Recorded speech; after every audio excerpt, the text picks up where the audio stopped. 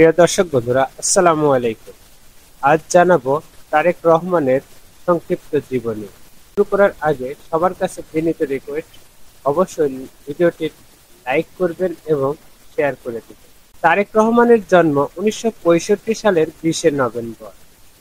তিনি সাবেক রাষ্ট্রপতি জিয়াউর রহমান ও সাবেক প্রধানমন্ত্রী বেগম খালেদা জিয়া দম্পতির প্রথম সন্তান।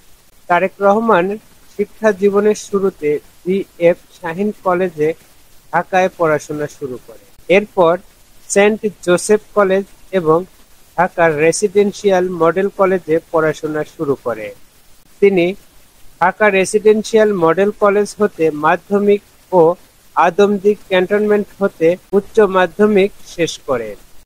1984 সালে তিনি ঢাকা বিশ্ববিদ্যালয়ের প্রথমে আইন বিভাগ ও পরে আন্তর্জাতিক সম্পর্ক বিভাগে ভর্তি হন। পরবর্তীকালে তিনি বস্ত্র ও নৌ যোগাযোগ খাতে ব্যবসা শুরু করেন। প্রিয় দর্শক বন্ধুরা, এই ছিল আজকের তারেক রহমানের জীবনের সংক্ষিপ্ত বিবরণী।